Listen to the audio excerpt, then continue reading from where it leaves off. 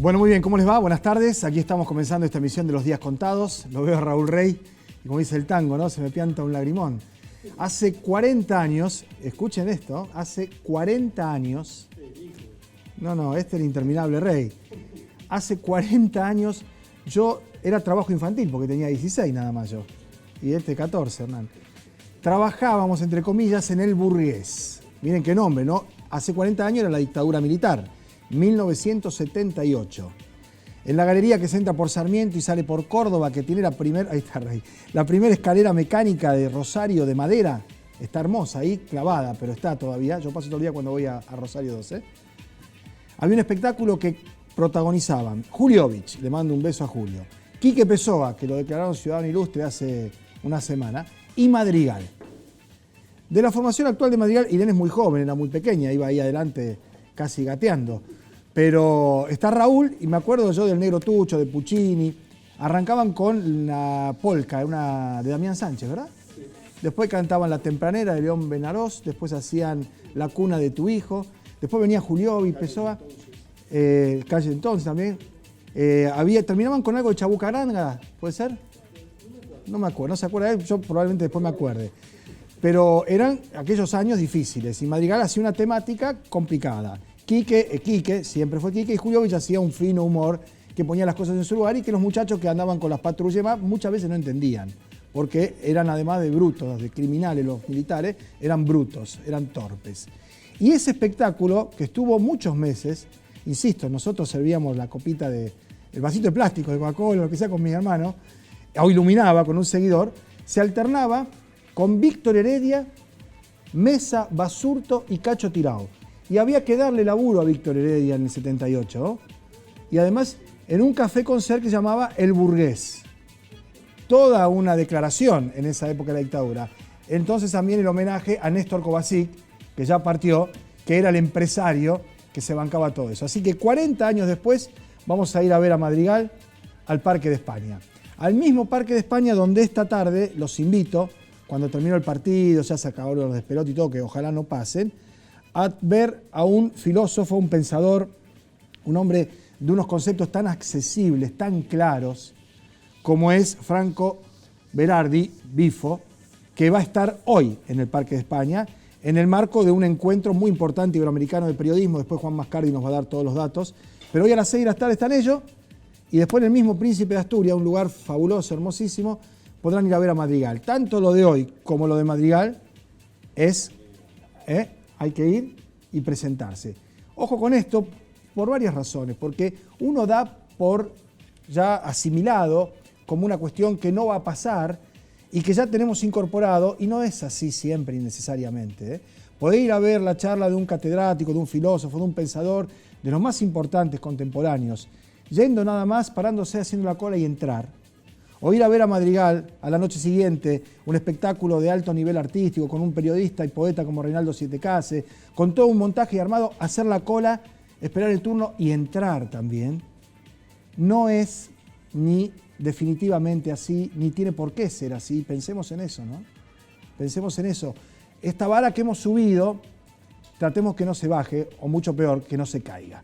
Vamos a hacer la pausa y después de esta pausa tenemos 25 minutos para conversar con el profesor Franco Berardi. Quédense, háganme caso, y además vayan esta tarde si pueden, después del fútbol. Yo entiendo, yo soy futbolero, lo que pasa en esta ciudad es demencial, párrafo aparte. Después habrá un programa que hará Lewandowski seguramente, y donde abarcará todos estos temas. La pausa y venimos, nos quedamos hasta hoy un poquito más de las 2:30 seguramente, ya venimos.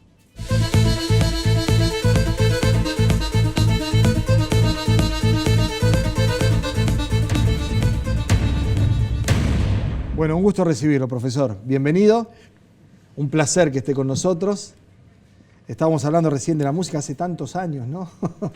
Y usted trabajando desde muy joven, estudiando en Bolonia. Yo contextualizo, el profesor Franco Berardi, Bifo, que son las iniciales, preguntaba yo recién, ¿no? Porque son la primera y la última letra de cada uno de su nombre y su apellido.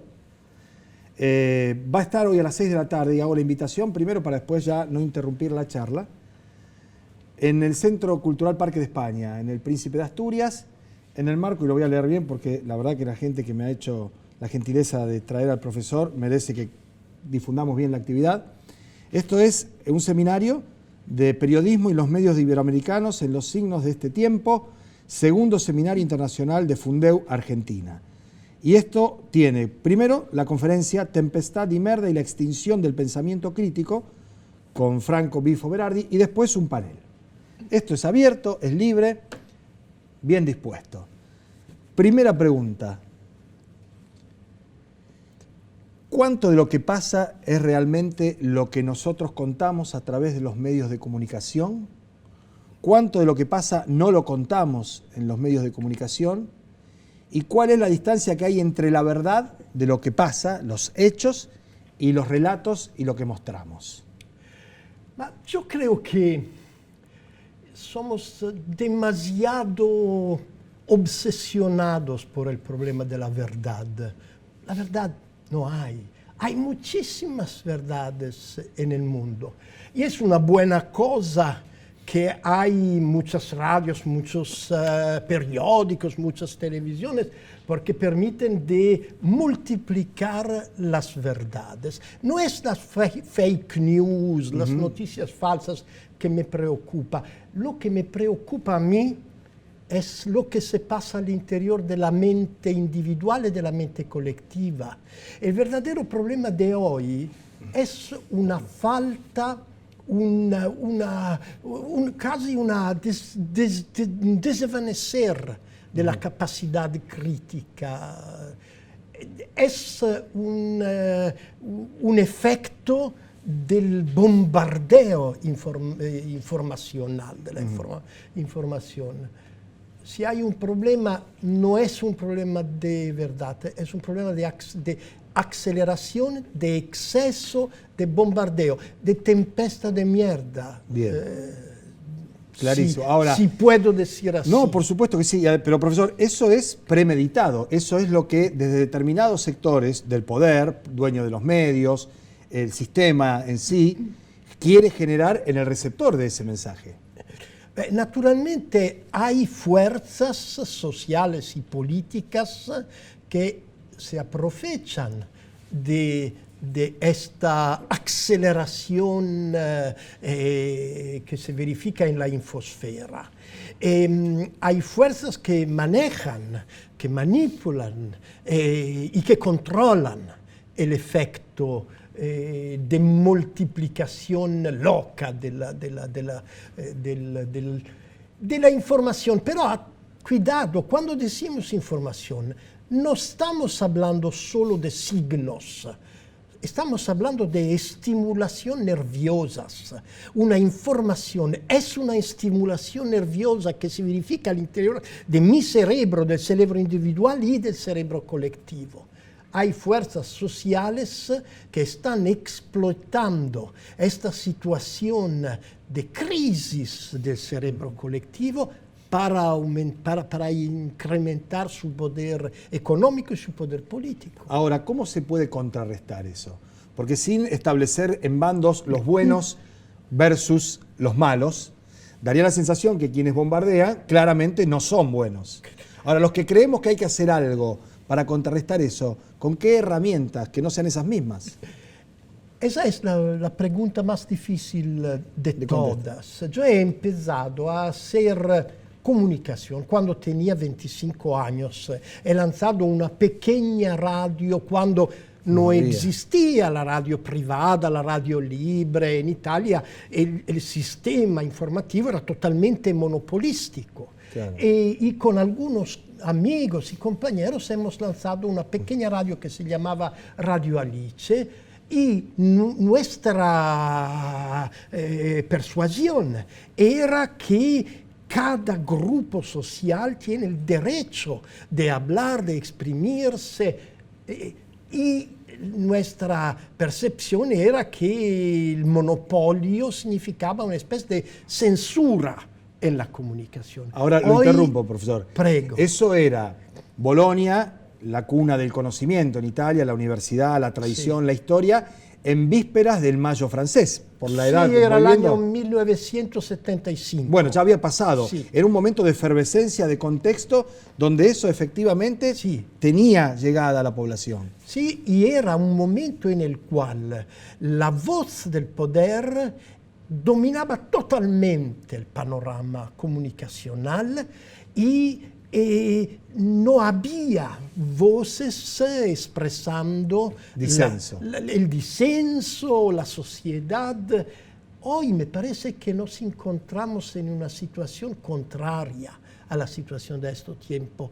Hoy el verdadero problema no es la censura, el verdadero problema es la imposibilidad, la incapacidad de orientación en una situación de exceso comunicacional.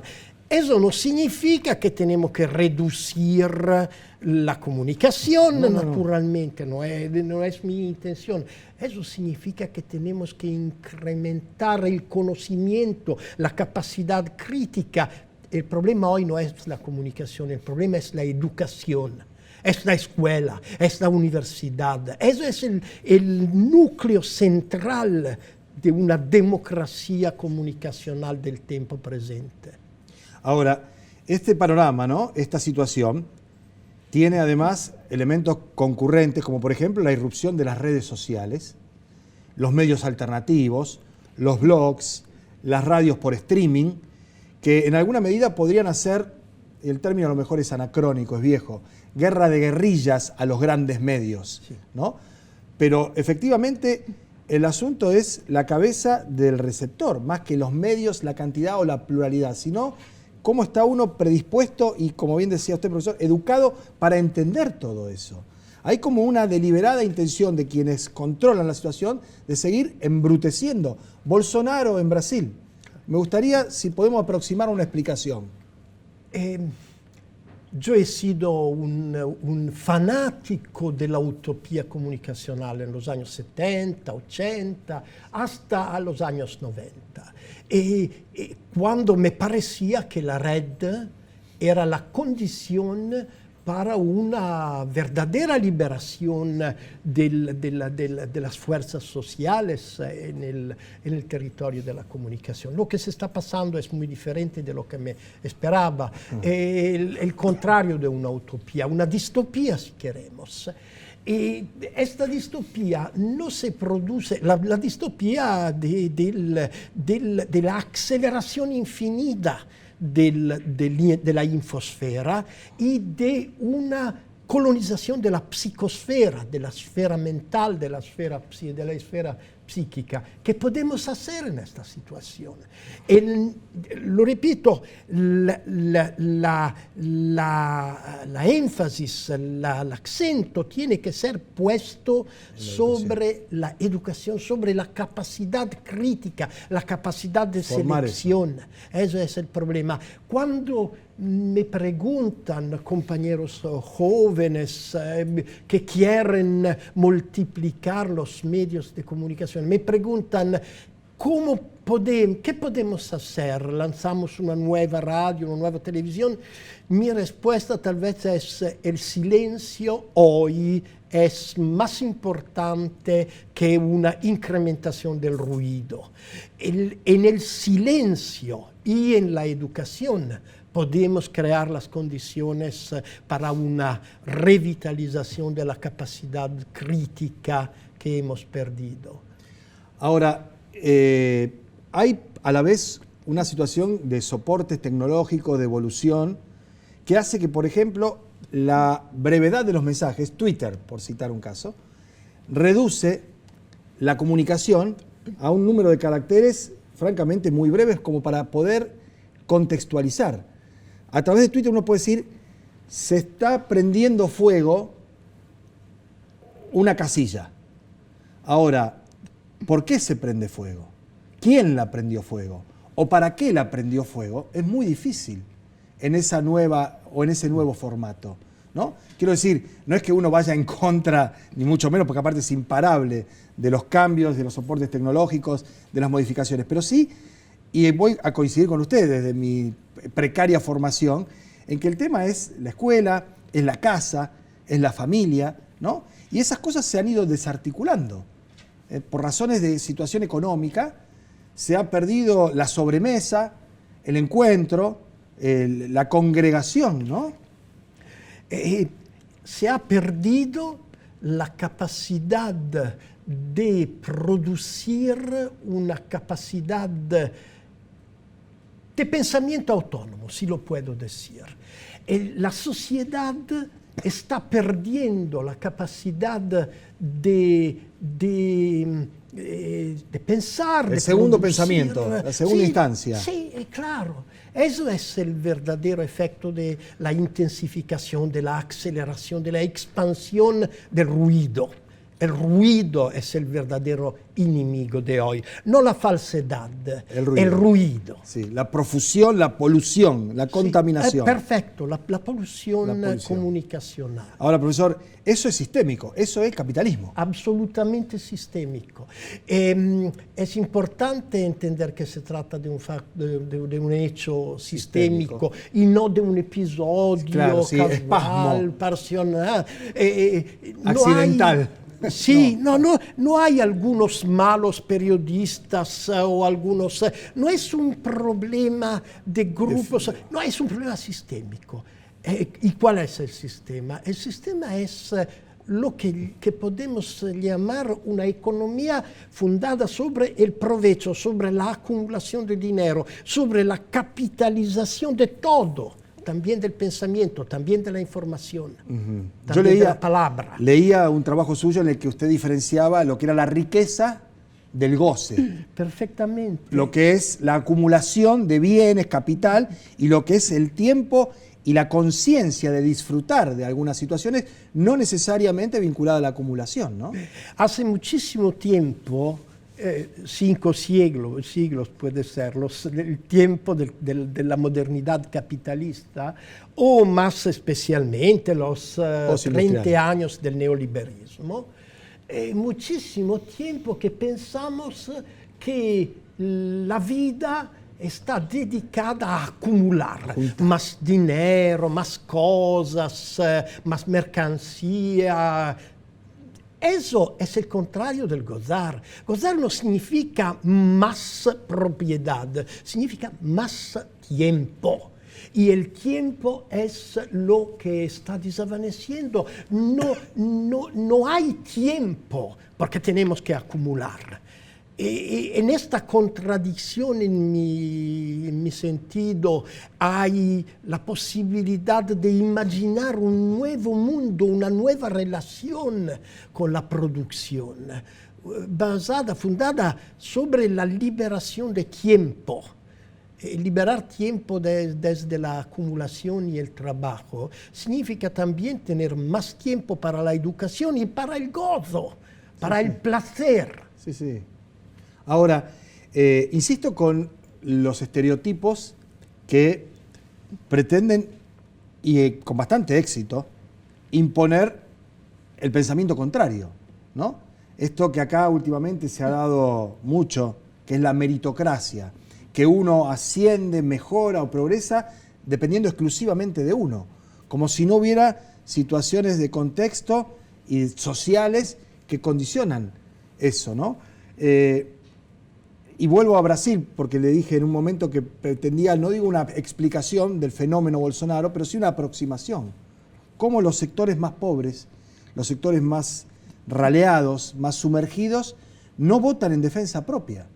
Porque Bolsonaro, a diferencia de lo que ha pasado en otros países, incluso gana las elecciones diciendo lo que va a hacer. Cuando Bolsonaro dice, yo quiero que los brasileños, en vez de tener un libro en la mano, tengan un revólver en la mano. Cuando Bolsonaro dice a una diputada, a usted no la violo porque es fea y desagradable. Cuando Bolsonaro dice, prefiero no ver a mi hijo y no quererlo antes que verlo de la mano de otro hombre, eso debería humanamente espantar. Sin embargo, no. Este fenómeno se está expandiendo en muchos lugares del mundo. Antes de Bolsonaro ha habido Donald Trump, ha habido Matteo Salvini, ha habido Orbán, ha habido Rodrigo Duterte. Sí, en Europa. En Europa se está expandiendo esta locura. ¿De qué locura estamos hablando? En mi sentido, el problema es que en la época neoliberal solo la competencia, solo la meritocracia ha permitido a la gente de imaginar que se puede ganar algo. Yo soy más fuerte que ti, te mato y gano mucho dinero sobre tu muerte.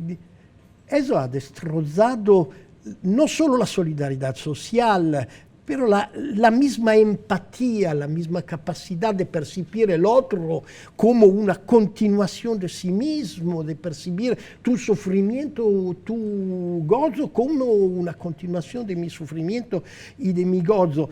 ¿Por qué se ha pasado eso?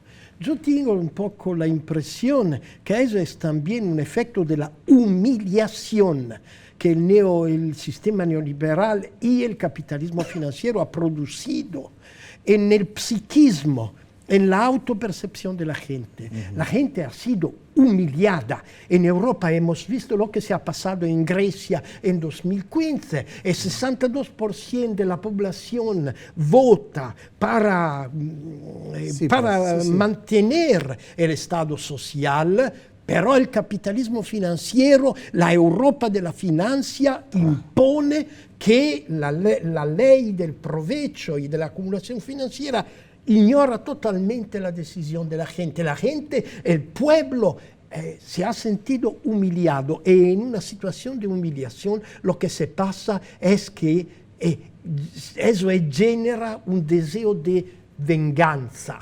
Y la venganza no tiene razón. La venganza no es como una visión racional de algo que me puede permitir de vivir mejor. No me importa de vivir mejor. Lo que me importa es de destrozar el otro. Eso es lo que se está pasando hoy. Los que votan para Bolsonaro o para Matteo Salvini no están votando para su interés. Están votando para humillar los humilladores.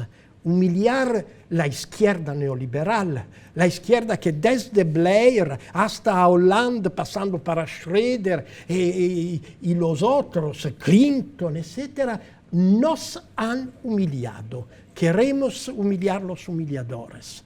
Eso explica algo de lo que se está pasando en todo el mundo. Profesor, se nos fue tiempo volando, ¿no? Y lo queremos desde ya agradecerle que venga, que haya estado con nosotros, que prestigie a la ciudad de Rosario y además invitar a la gente que nos está viendo ahora que vaya hoy a la tarde al Centro Cultural Parque de España. Se va a encontrar con un lugar bellísimo a la vera del río y con la expectativa de mucha gente que está, creo yo, sintiendo la necesidad de cambiar algunas cosas, ¿no? Hablando de economía y de política, la deserción del Estado, ¿no? A partir de esta situación, a partir del avance de estas fuerzas, es de alguna manera la patentización de esto que estábamos hablando. Quiero decir, no hay más Estado, o Bolsonaro propone achicar el Estado, como si el Estado, como institución, como significado, fuese efectivamente causante de males, y es en realidad la manera de suplir algunas carencias que si no fuera el Estado no habría modo de repararlas, ¿no?